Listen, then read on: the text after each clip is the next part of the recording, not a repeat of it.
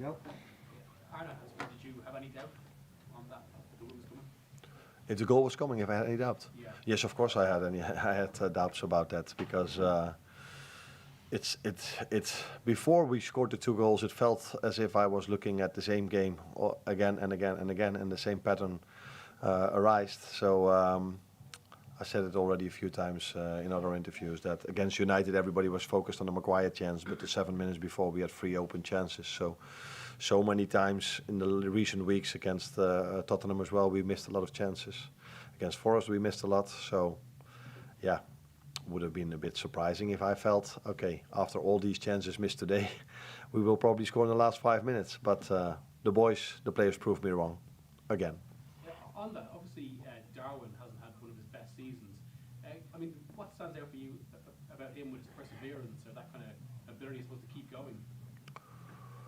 I think one of you, not you, but you was not there, asked me similar things before the game about Darwin, and I didn't agree then that he's not having a good season. I think he's having a very good. He's having a good season. He scores goals. He works very hard for the team. He assists, but he's in competition with a lot of good players. So that's why he's not every single game on the pitch. But I'm very happy with him. Not only because he scored today 2 goals. That of course helps. But I'm very happy with the other performances he put in for us as well. So, I take your point about Darwin, but I think the headline report this morning was 9 goals in 11 months. So obviously for strikers it is important to score. Yeah. And you said, I think in your previous press conference about teams in low blocks, it's very difficult for him. It doesn't suit him. But those were 2 sort of poachers' goals today. Poachers' goals? Sort of in the penalty box. Yeah. But the first one was a long build-up. The second one was a counter-attack. But no, he can of course score his goals against the low block because he's a striker and he's a threat in crosses as well. Immediately after he came on, he had quite a good chance when Robbo crossed it in. But if it's about strikers or if it's about the team, if we would not have scored today in the last 5 minutes, then the headlines would have been Liverpool drops points again. And no one would have told you 37 shots on target. What a display. How many teams were able against Brentford to have 37 shots on target during a game. And now, because of us scoring 2, probably there's a bit of emphasis on that fact as well. But so this is the industry we work in. As a manager, the team, the players, we all accept this. And we all understand this, that there's a lot of focus on if it doesn't go well. And not as much on the fact if you have a great performance. So we are an industry where it's about winning and losing, and not about if you play beautiful football, yes or no.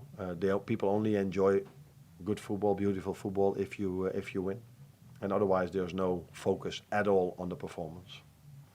Arne, as you say, would have been another headline about dropping points, but against United because they played so well, you thought, okay, we can take a point there. And then you go behind against Forest, you think, well, okay, we'll take a point there. But today would have felt much worse than those, would it not?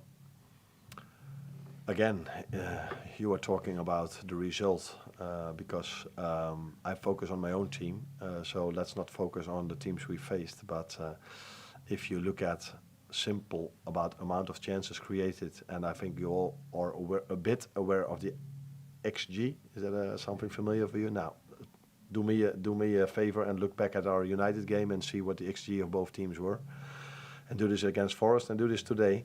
Then you will probably see that there's nothing changed with us between now and the start of the season or the first half of the season.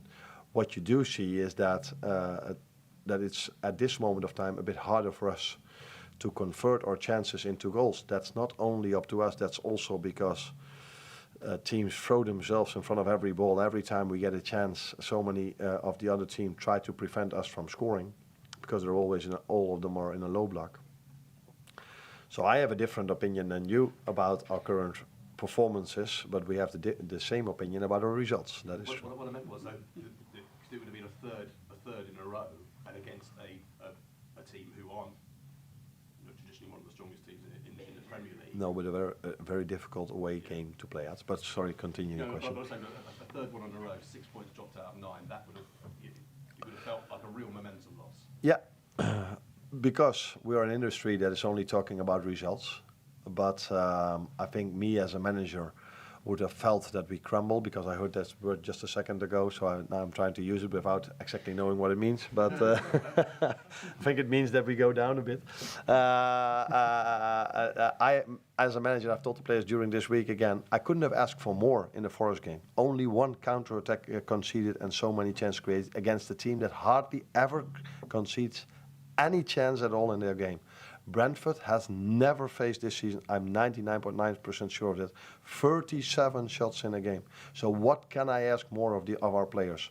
I saw today that Brentford were more of a threat in the counter-attack than Forest were. That be clear. But that has also to do with a lot of credits you have to give to Brentford, because I saw their game on Tuesday, where it was a completely equal game. Both teams had numerous chances. And they came back after 2-0 behind. So we knew how hard it was to play. We knew how hard it was to play at Forest. And we knew how difficult it is to play against such a low block as United played against us and later on against Arsenal. So, yeah, second half of the season always more difficult to win. But I cannot ask more from these players. They give everything they have. This is possibly a little bit off topic, but can you talk a little bit about how much assurance you get from Van Dijk and Konate at the back, that solid foundation? Yeah, a lot. That's clear.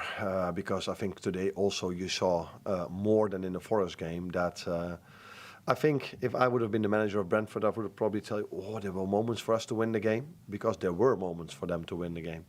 And most of those moments were defended really well by Ibu and by Virgil. So they went on in a 1v1 against them in a counter-attack, but we pushed them wide really well, which helped, of course, Alisson to save those shots. But yeah, these players, because I emphasized on that in the pre-match meeting, and Bueno likes to go to his left, and they scored a lot by going inside. So, of course, one of the reasons why we're so high in the league table is because we have two and four very good centre backs.